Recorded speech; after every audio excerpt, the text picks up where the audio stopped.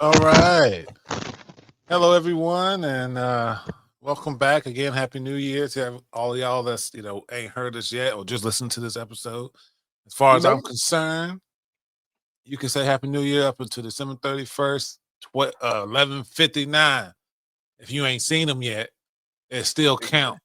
And then Happy New Year again the next day. So y'all happy to get on me for that, but now I'm on my platform and can't nobody tell me shit up here. You just gotta listen to it and then talk to yourself because I can't hear it back. Sitting there mad. No, you go tell nobody. Yeah, Happy New Year after the 5th. No, be quiet. Turn me up. All right. But anyway, I'll start talking shit. You know, before we get into the episode, which is going to be amazing, it is a new year, new us. We got a lot of good plans planned for you guys. A lot of good things planned for you guys. We got a lot of good ideas, great ideas. Starting with obviously this episode. Now you guys saw at Warhammer. We getting into it. We go, Yeah, this year we really are going to delve into all of the things that we are. We spent, we spent the holidays, chilling, watching, but we're gonna start going places, doing things. We got a con that we want to go to. We got other things that we're planning. Um, absolutely. We got a bunch of stuff planned for y'all. A lot of content coming up here, and we got some collabs coming too. So oh yeah, definitely man. stay Cool tuned. lad. Yeah, that's the hardest part, I always see this thing that, those memes that say the worst thing they can say is no, and Yeah, then it's a picture of a text message that says ill. brother, brother. So that's how I feel about asking certain people to be on or whatever. But you know, it's all been positive feedback. I've asked friends or whatever, but hey, I'm Definitely. I'm, I'm batting 100 right now, and I know And and we will if any continue to. if any Warhammer YouTubers are out there happening to catch stray rays of listening to us, please by all means get in contact with us. We would love to have you on. We just Later blew in on, the emails in yeah, the description. yeah, all our socials are in there. Definitely We'll hit us talk to up. anybody. We'll have a conversation with Absolutely. anybody. Come on. If you got something new that you want to share, you think like everybody should hear about, contact us. Let us know. We can try it out on live on podcast. Yeah. Like, let us know. We always up to watch something. But we'll let y'all know we ain't paying for spots right now. We ain't got Oh it no, like no, that. no, This is no. a friendly. We sharing sticking in the same kind of thing or whatever. But we want y'all to know that like we want to be able to showcase and um give people other communities and content to check out because that's where we get our ideas from or the things that we love watching and stuff like that too. Oh, So and we absolutely. want to be able, there's enough food for everybody, despite what anyone says, and we all eat There's in a 2025. there's always something for everybody, which is a great segue into Warhammer. Yep, yep. Because man, when I tell you it is vast, it's vast. So I guess want me to go ahead and start? Yeah, we getting it. Yeah, this is our Warhammer episode. Go ahead. One that's kicking this off. He's the resident SME for those subject matter expert. So all questions will go through him, and this episode is just we all learning. So yeah, let's get into it, man. All right, word. Let me put my actually glasses on real quick. For anybody actually me, please do that. If you find something wrong Please with what I say, comment. please comment. Please let me know. If anything, I'll bring you on the show. We can have it out. I can tell you you're wrong, or you can tell me I'm wrong, We love a or we good can both debate and agree. respectful debate. We don't, Always, and we would love to have a always. discussion. We ain't fighting, shooting, none of that Oh, bullshit. absolutely not. Writing Nah, bad none. comments. No, we ain't. Nah, we want No, to no. talk. We all for having healthy discourse. I might get a little heated sometimes with my opinions and things like that, but it all comes from a good place. Just want what's best for the community, and I think everybody kind of feels that way. So if you disagree with what we say, come on up. We'll talk about it. Have a good little conversation about it because at the end of the day, it's all love for the fandom, right? Anyway, getting back into it. Warhammer is a big property, right? You know, I know everybody's hyping it because Henry Cavill, aka Geralt, aka the best Superman we've had visually on screen in a while. Hey, Um, scrumdiddlyumptious. Let me stop. That was for y'all. That's for y'all Geralt fans, y'all Witcher fans out there, yeah, y'all yeah, Superman fans. Y'all been watching him. You know, and I know amazing actor. I love everything he's been in. So absolutely. Um, I still got to watch the latest movie with him and Alan Richardson. But the League of Extraordinary, the one that they were on a like secret mission. yes, no, that's Argyle. Or technically No, yes. no, no, no, no, no. That No, Argyle Alan is Richardson that ain't in too. Argyle, is he? No, no, Is this he? is the one where he builds a team and goes and does something. Yeah, the British Avengers, basically. Yeah, let's fucking do it, man. All right. Yeah, I'm definitely down for that. But yeah, All right, ever so since he announced that he's going to be heading up the new Warhammer project with Amazon, um on top of a lot of like controversy stuff like that, bringing which Games Workshop is obviously fed into that too. But beyond that, there's also been an amazing and quite huge influx of fans into the property.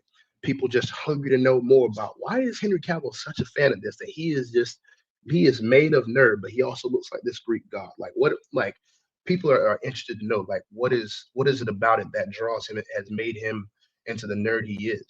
Um, and that's nothing but good for the community. But at the same time, like I said, it's a huge property. So it would behoove some people to read up on it or listen to somebody who knows. And I happen to have been into Warhammer now for about 2 years. I kind of jumped into it after one of my friends who sadly passed away, but he was big into it, and I got some figures to play with him, and then as time went on, I got more into it, and I doubled down, and it has been an amazing ride. I also it also helped me with therapy, so it's it's uh it's a great piece of fiction. It's yeah, a we great love mental health here. oh, absolutely. But that being said, like pull it all back. Going back to explaining it, it would have been nice to have somebody to explain it to me. And thankfully, I went on YouTube and I found a couple lore tubers. Shouts out to Oculus Imperia, dude, you're amazing. I still listen to your videos now. That video on the auto reductor, my favorite because that's my sub faction inside of the Mechanicum.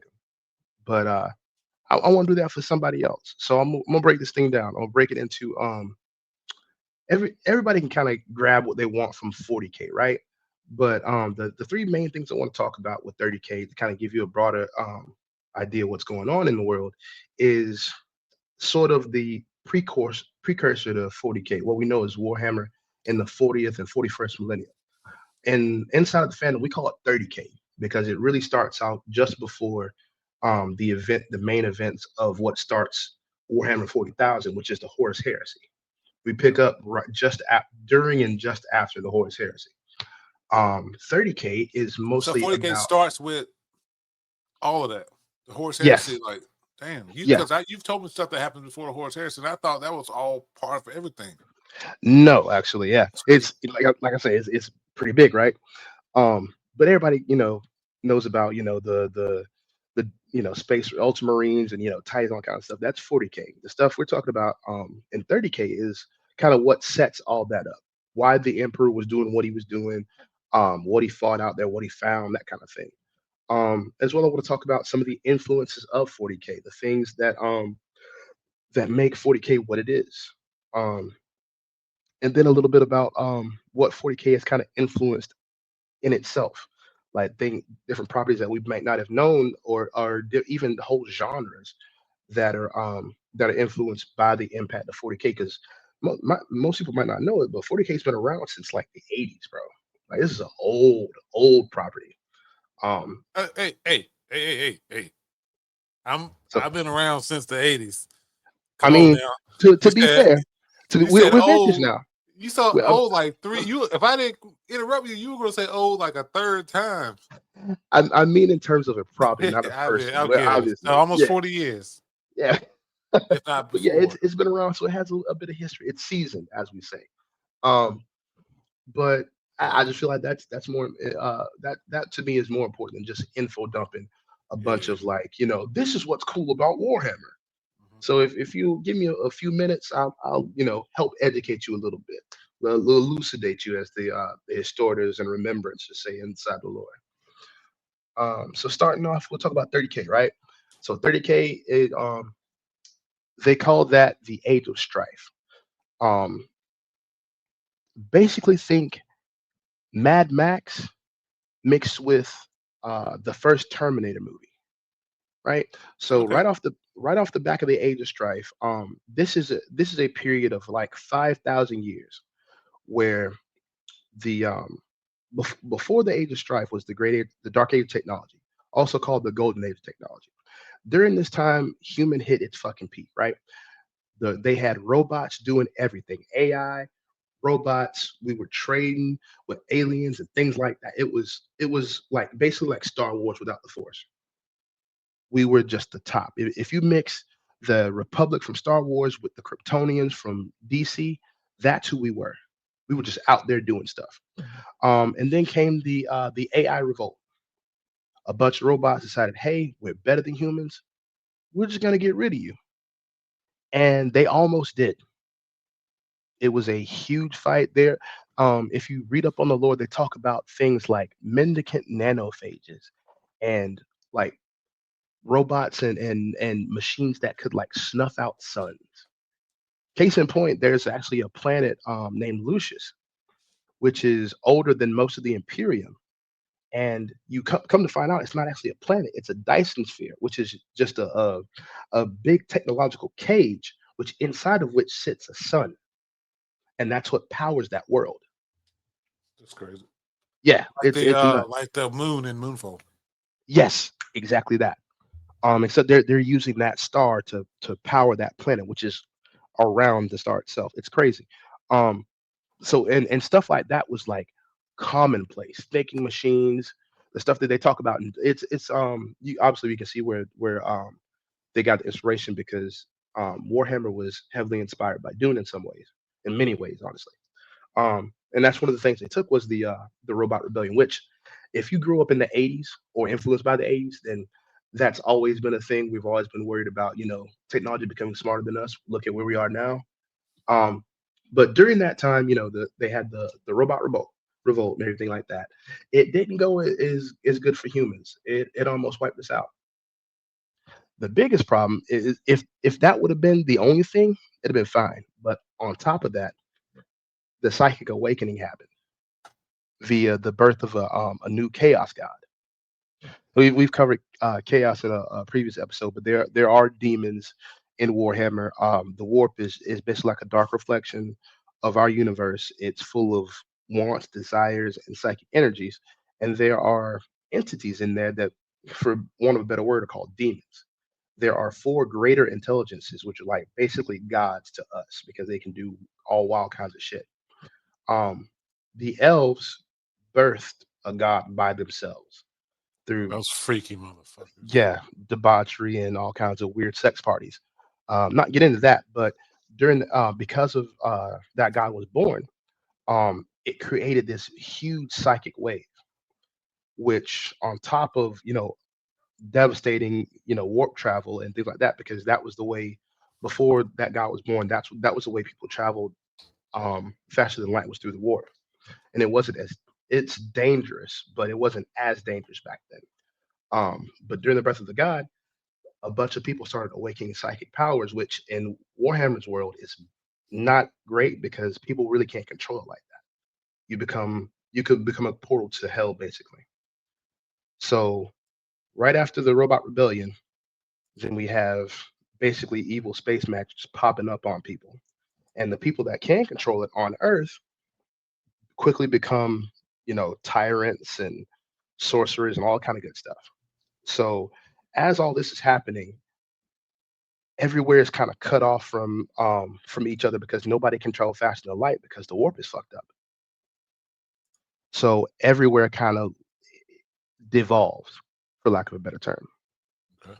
This is where the emperor comes in. He rises up out of the ashes and says, "No more." Goes out and starts unify. I'm simplifying for time, but he goes out and unifies Earth. under his banner, Mad Max style.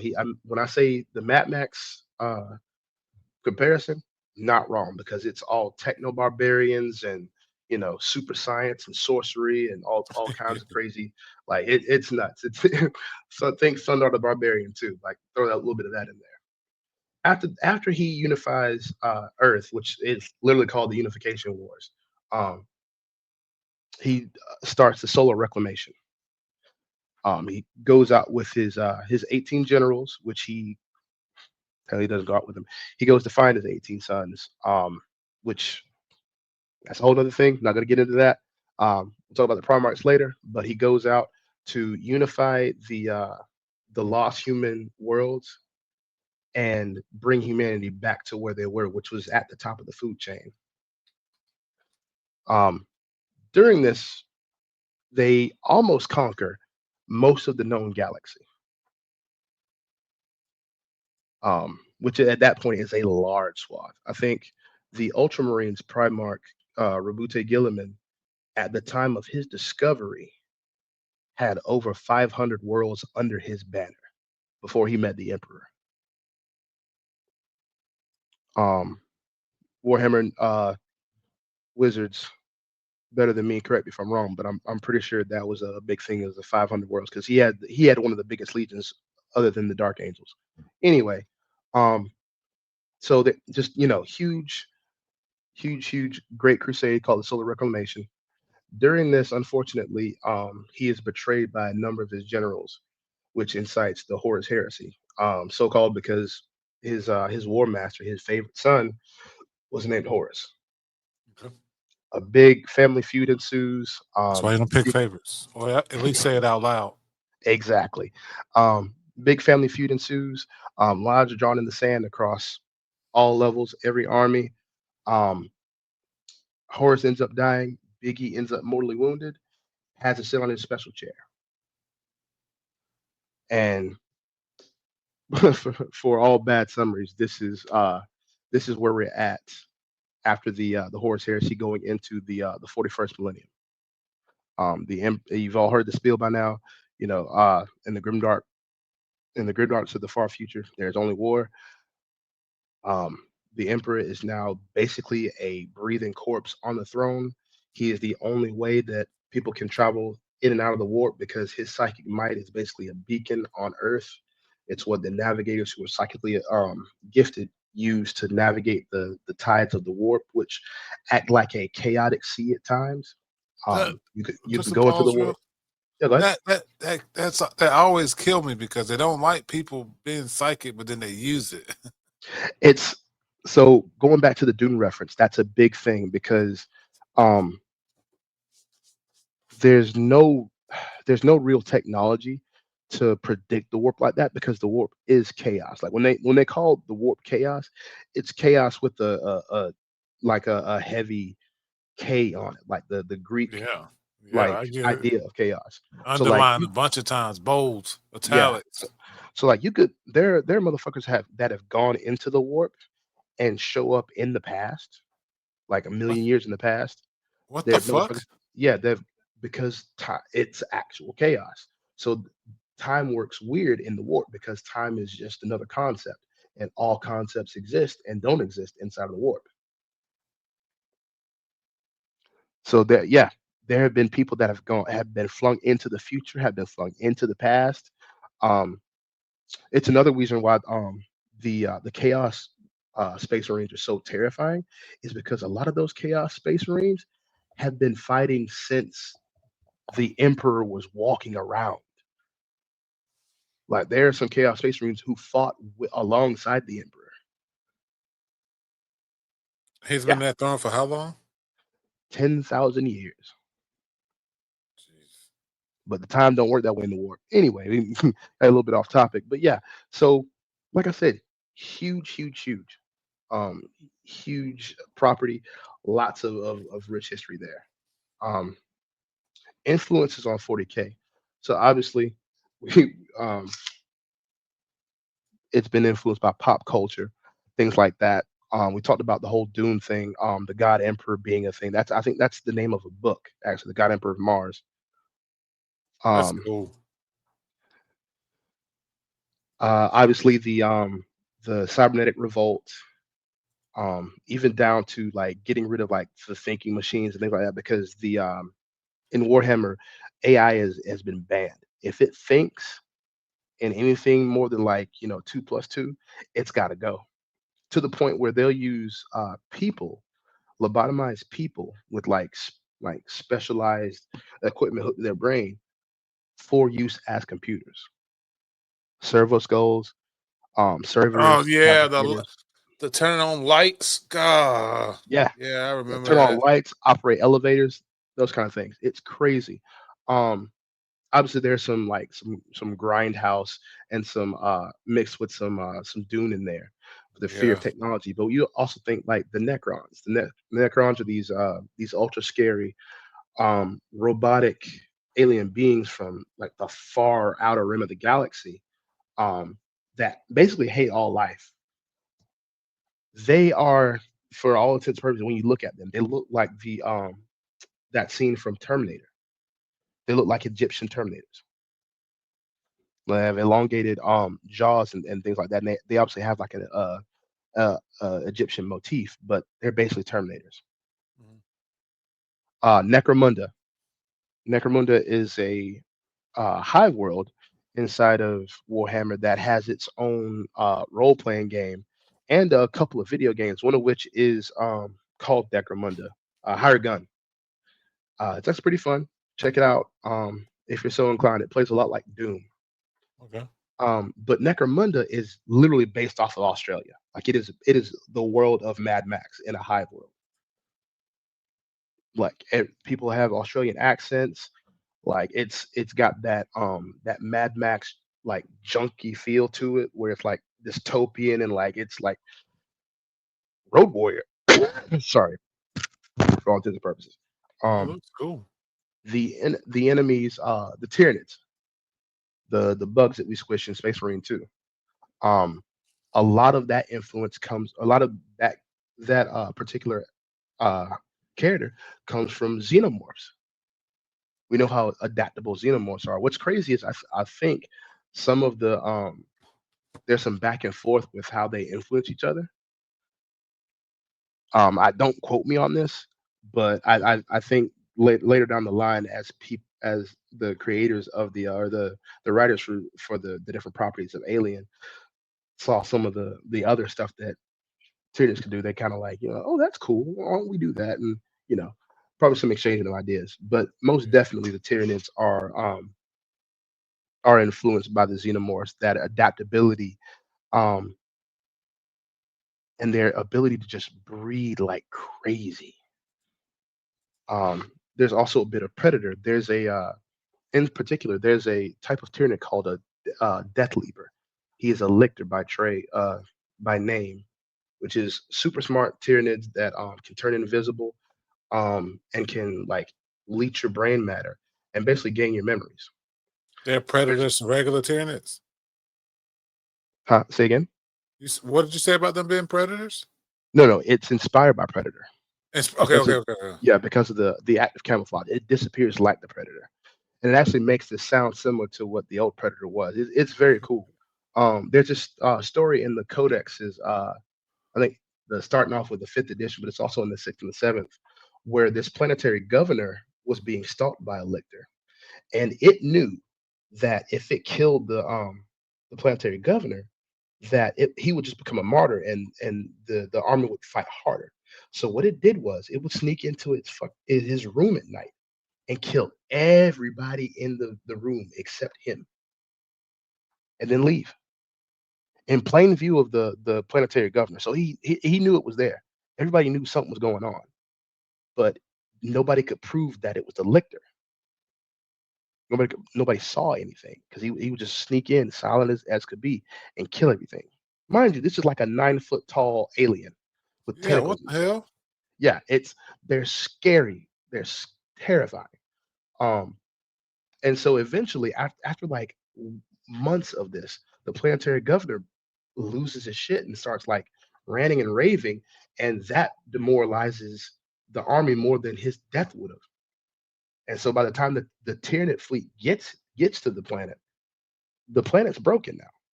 and so they just ate it. That's crazy.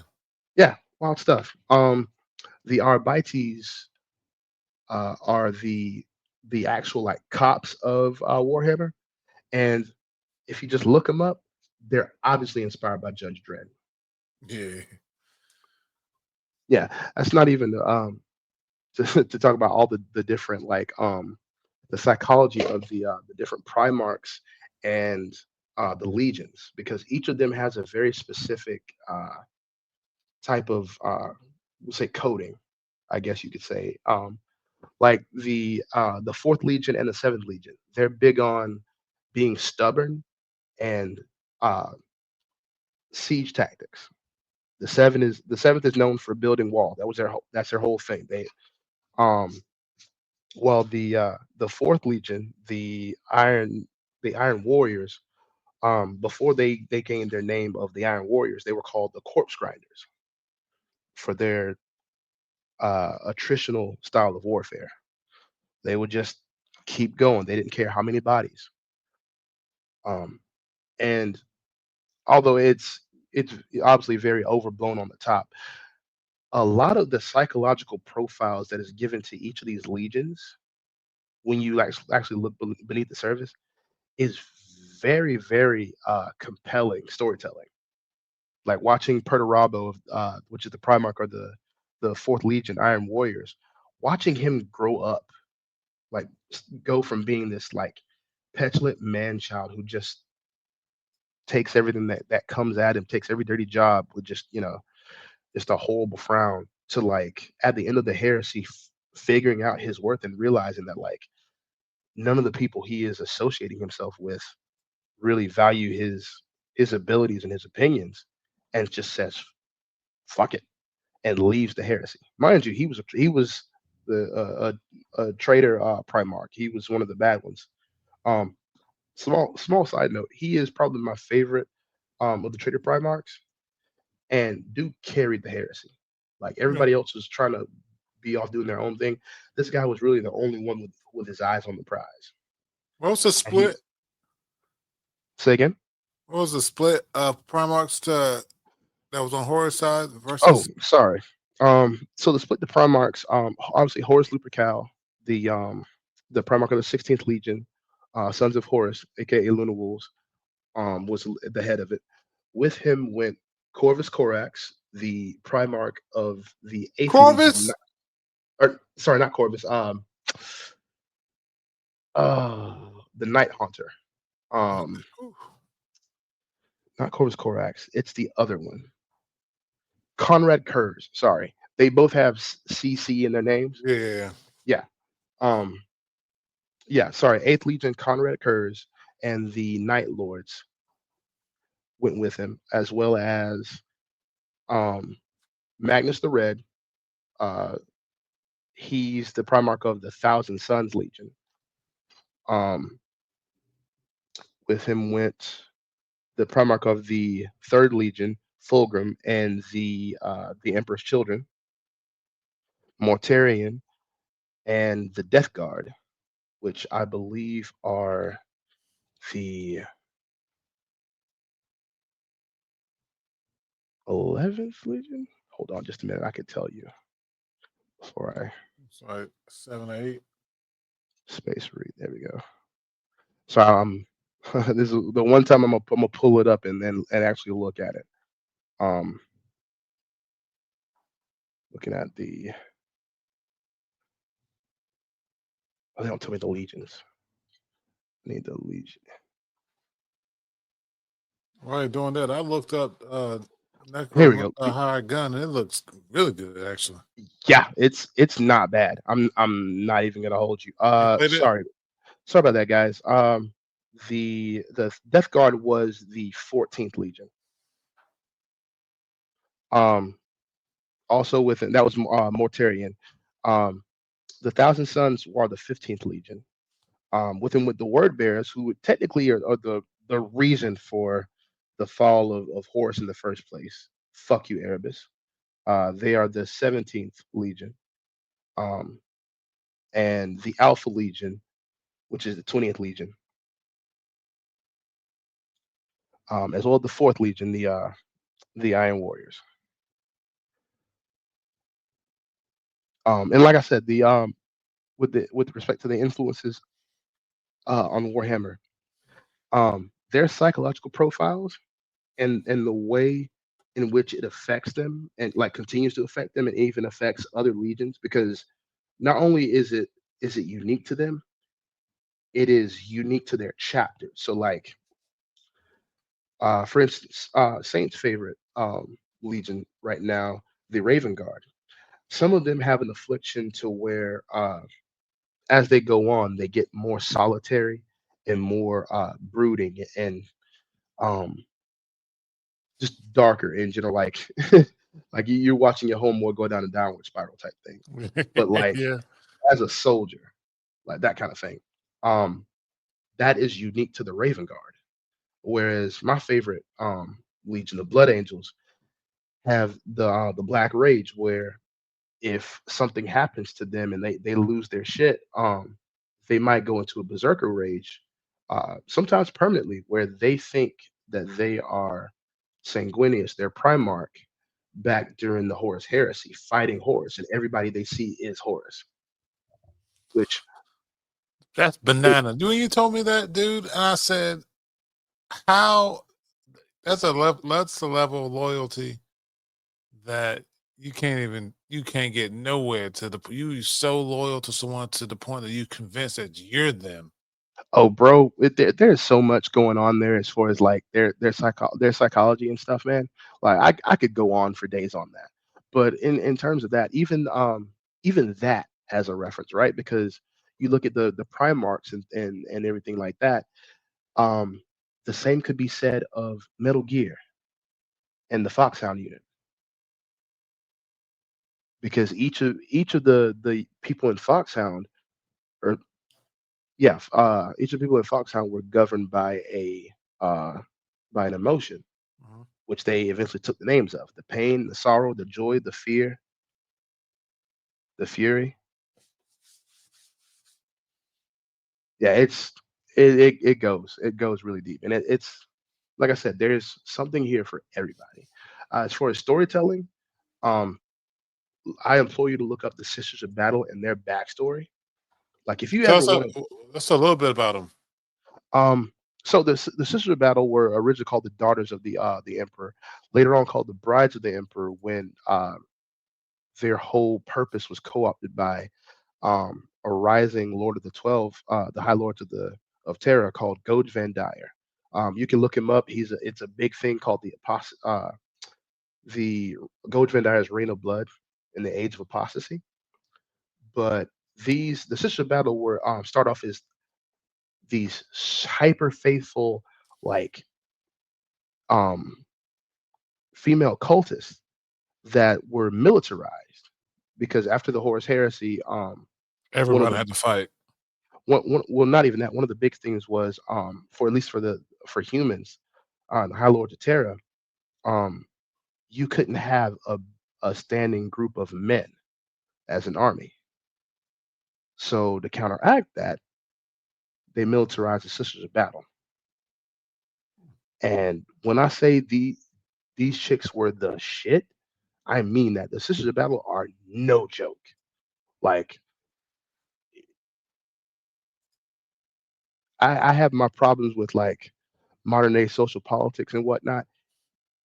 You won't find that here in 40K. Like everything's kind of horrible, but if somebody's a badass, they're a badass. The That's what's Sisters up. of Battle, they perform actual miracles. Like each one of them, each order of the sisterhood has living saints and dead saints, and they have all done something that is like absolutely bonkers. And they become they become saints. Yes, Ooh, I like that word. yeah. One of them actually is known for not having any kind of quotes. Like she didn't say shit during her life. All she had were deeds, and she put boot to ass for the fucking God Emperor. Like they're nuts. Um, I'm about to delve into them. yeah. uh, moving on to the last one here. 40K's influence. that's much easier to talk about because I mean, obviously 40K is now known as purveyor of the grimdark military dystopian type space odyssey, right? Like when we think of like the grimdark, we think of Warhammer. And if we don't, we probably know something that has been inspired by Warhammer, right? Yeah. Um, so for from recent memory, Rebel Moon. Anybody who is in Warhammer and has seen anything regarding Rebel Moon knows that that is almost a direct ripoff of the Imperium. Put Like some I on think that. they even That's my call it the list. Imperium. Um, when I watched the trailers, that's all I saw. All I saw was Astra Militarum. The dude is wearing a commissar outfit, straight up. Um, which was crazy to me because I remember hearing about it. Everybody was like, "Oh, this is just Star Wars. This is Star Wars." Like, nah, it's not just that. But that's on the bad side, though. On the good side of things, you can look at things like Helldivers, for instance. We were talking about commissars just now. There's an actual robot inside of the Helldivers on the automaton side called the commissar, which walks around with a saber and a pistol, a high damage pistol, which coincidentally is also exactly how the commissars in Warhammer operate. That is their signature weapon, the hammer and the bolt pistol. On top of that, the commissars are usually walking around with two berserkers with chainsaw hands. Um, the commissar in 40K is a command unit. Okay. Um, Also, the devastators. Every one of the devastators, I think, has an iron halo on them, which is crazy because the iron halo is specifically a thing in Warhammer, like that Space Marines have behind their head. And if you look at the devastators and the berserkers, they look a lot like either Cornate Berserker servitors or Space Marines in Terminator armor. The heavy devastator has a shield that looks a lot like a square body storm shield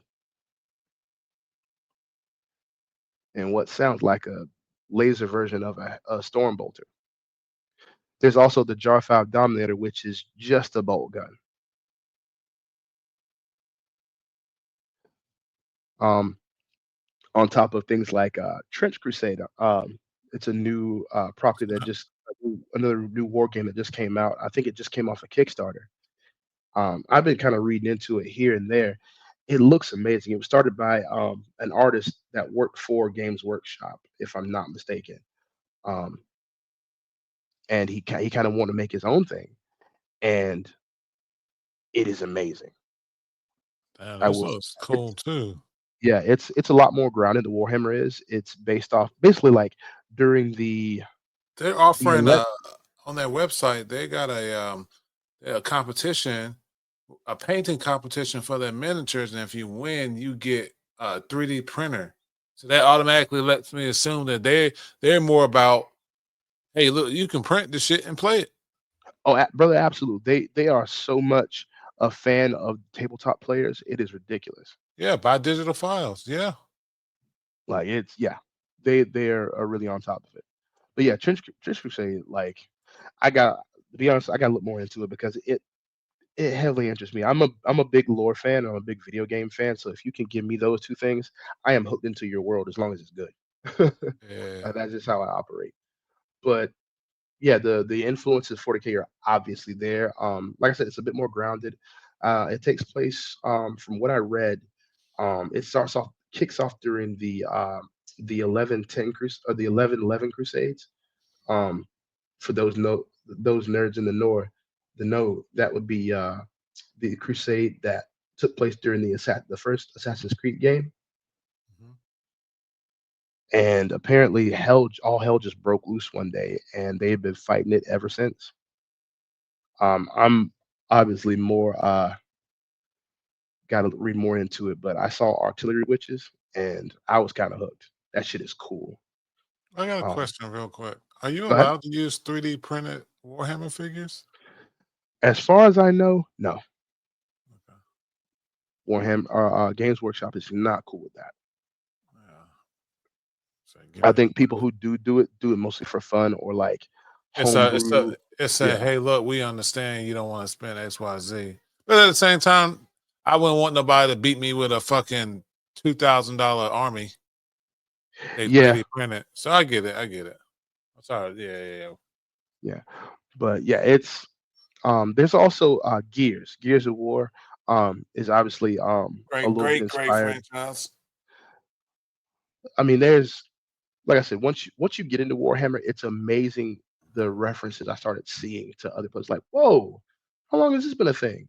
Okay, what is this inspired by? And then I find out it's like, oh, cool. Yeah. Like I said at the beginning of the episode, this is a huge property. I didn't do it any justice. This is just kind of a cursory introduction to a bit of the Warhammer lore and a bit of what's going on in the world. I definitely want to do more episodes later on and go more in depth, but I don't want to bore you too bad with it.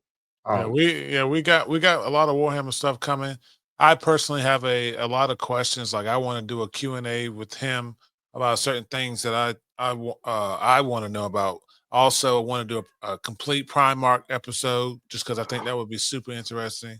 So that sounds like a part two request, doesn't it? yeah, yeah, that's what it is. Yeah, That's yeah. crazy. Okay, okay, okay. That's why the part one is in the title. Word. All right. Well, that being said, wrapping it up here. Like I said before, like I keep saying, 40K is massive. There is something for everybody in it. But read up on the fandom before you join, right? 2024 showed us a lot. Um, what no matter what side of whatever social, political, economical, whatever line you're on, we have seen franchises fail because people are just fucking shit up and not really knowing what they're doing. And we've seen gatekeepers and people, lose their shit because properties aren't being taken care of and people aren't really reading what they should about certain things. Read up on the fandom you join. That's all anybody really ever asks. Don't assume that because, but check this out. Don't assume because I just said that everything has to be for you as well. The biggest misstep new fans make is trying to make the fandom theirs instead of sharing with everybody else. Nothing is just yours. You have to share your toys, right? And modern entertainment has turned a lot of us into or into consumers instead of fans, right? We just, what's the popular meme now? Don't ask questions, just consume product and get excited for next product. Like I don't know how that goes. I've heard it a couple times, but it's that idea where it's like they churn the stuff out and they don't respect you when they do this. They just throw it out there and look at Rings of Power. No matter if you think it's a great show or you think it's a bad show, the proof is in the pudding. It's got horrible ratings. Look at what happened to the Acolyte. Hell, look at what happened to that the newest Star Wars show, Skeleton Crew, right? What happened with that? Because of a couple bad actors, um, and because of a bad show, namely the Acolyte, Skeleton Crew had very little turn up. It basically flopped. It was a good show.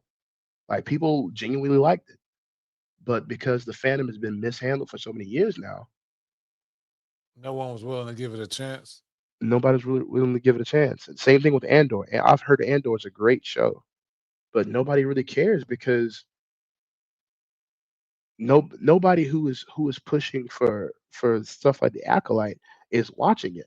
And the real fans that want to hear about more Star Wars, want to get the Star Wars universe, have been pissed off and pushed away by.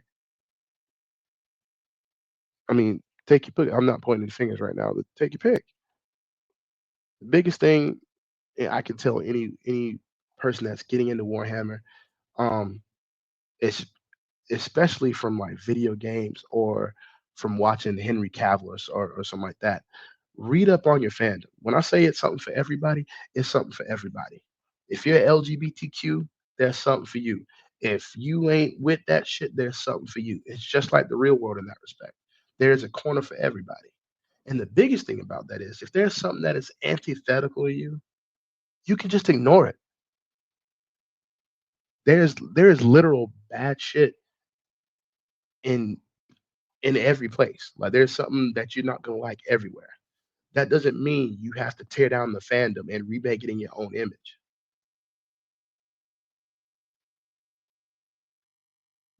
Do yourself the best favor you can and just read. And when you come across something that you don't understand or that you don't jive with, ask questions. Don't point fingers. Just ask. And as always, have fun. Enjoy yourself. You never want to forget whenever you get to a new property that the reason you got into the property because you thought it was cool. Yeah. Not because you thought it, it looked like you and that this thing aligns with whatever. You thought it was cool. You thought that that person was swinging that sword or shooting that gun or whatever. You thought that shit was fucking dope. Remember that when you go into these fandoms. Remember that feeling because that's where the real fans live. They live right there in that moment. The work we do is trying to create more of those moments. Don't mess it up for everybody. And welcome to the fandom. That's all I got. And you heard it here. Like, I'm trying to figure out because he said it. I didn't want to interrupt him because he was on a roll. This universe, like, I've heard so much about Warhammer over the entire time I've known Wonder. And a lot of the stuff he mentioned today, I had no idea. I've never heard before. This is my first time hearing it too. Like, and I consume a lot of Warhammer stuff.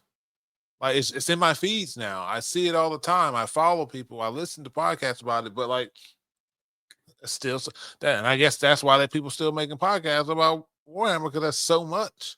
There's Yeah, no way there's you can talk about it all. like I hear, especially when people first discovered what Warhammer was and they didn't know about it. They just, assumed that, or just a bunch of fat dudes into little miniatures, whatever. And then people started seeing like themselves in Warhammer. You start seeing more TikToks. You don't have the same people that were making, funny House of the Dragon and Game of Thrones TikToks making TikToks about Warhammer, talking about the Sisters of Battle. And there's this one guy who he's always voice acting with the colored eyes or whatever. And he's got always got a ball cap on, but he does a lot of like Gilliman and the other Primarchs meet each other and stuff like that. And it's just great to see people engaging in that. Like it's amazing, but it also makes you remember like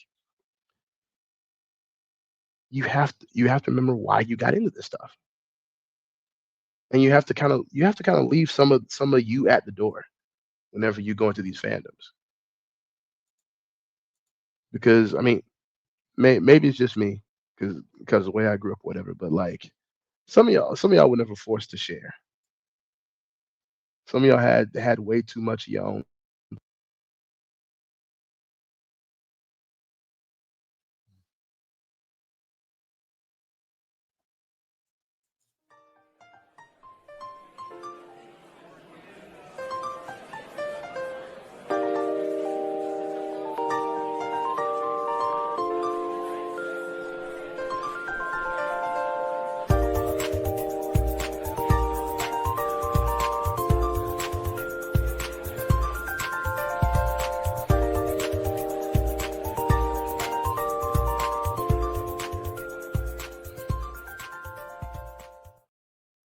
Not sure why I played that again, but Me y'all either. get it twice. So, but yeah, we're gonna Uh, round out this. You know, we it got says recording. It yeah, we're says good. recording error on mine. Can you hear me, Saint? Yeah, I can hear you. You good? It says recording error on my screen. Um, I think it got everything I was saying though. okay. But yeah, that's all I want to say. Really, just welcome to the fandom, and just please, please, please check yourself at the door. Leave your problems at the door because this is escapism. This is where you come to get away from the world and fight for something bigger than yourself, whether that be people, whether that be places, whether that be things. But Yep. it's not in the real world. And the biggest thing I can tell you to do with that, what I've been doing, is instead of trying to put what's out here to Warhammer, why don't you take what's out of Warhammer or what's in Warhammer and apply it out here? Go read up on the Blood Angels and then tell me you know what anger's about. Go read up on the Raven Guard and then tell me if you know what being alone feels like. Go read up on the Thousand Suns and go tell me if you know what feeling like neurodivergent feels like. Like that's something for everybody. Get in here and come have some fun. There you go. Catch you guys next time. As always, please check out the links below. All the links have been updated to Wanda's new store. We know TikTok's, ain't here for long. So please follow us on all other social media and we'll catch you around. Hell yeah. Later. Peace.